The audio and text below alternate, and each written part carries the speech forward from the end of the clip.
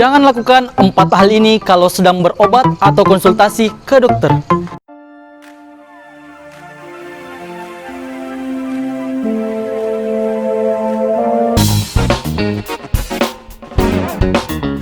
Assalamualaikum warahmatullahi wabarakatuh. Dalam menciptakan hubungan yang harmonis antara pasien dan dokter, maka diperlukan pula komunikasi yang efektif antara dokter dan pasien. Oleh karena itu, hindari 4 hal berikut ini. 1. Langsung meminta rujukan. Sebagai seorang dokter, kita tidak bisa langsung melakukan rujukan.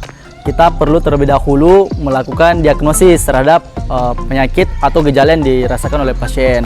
Nah, setelah mendapatkan diagnosanya, baru deh setelah diketahui diagnosanya apa, baru kita ketahui apakah penyakit ini bisa dirujuk ataukah justru dapat ditangani di fasilitas kesehatan primer tersebut, puskesmas tersebut.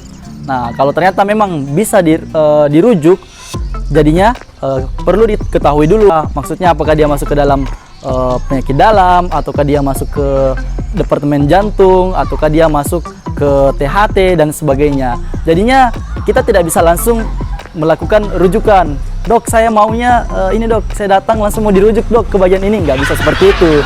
Jadinya kita mesti terlebih dahulu melakukan diagnosis seperti yang saya jelaskan sebelumnya. 2. Mendiagnosis diri sendiri.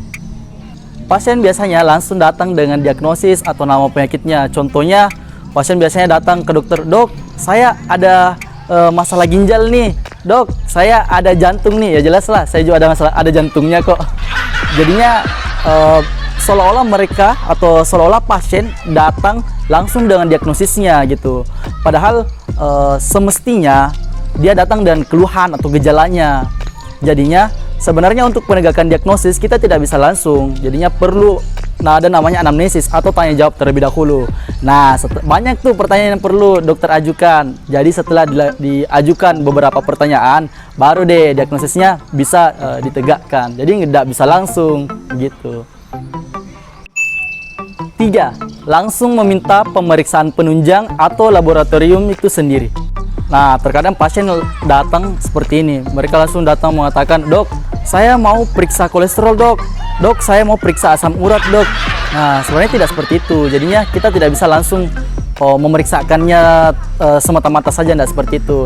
Jadinya kita sebagai seorang dokter itu, kami sebagai seorang dokter perlu melakukan tanya jawab terlebih dahulu.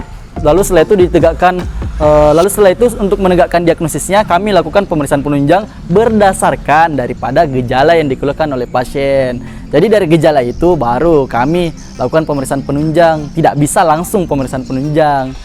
Toh juga kalau pada kenyataannya kami langsung melakukan pemeriksaan penunjang, sementara itu tidak berhubungan dengan gejalanya, ya kan yang rugi pasiennya itu sendiri juga, kasihan kan sama pasiennya juga.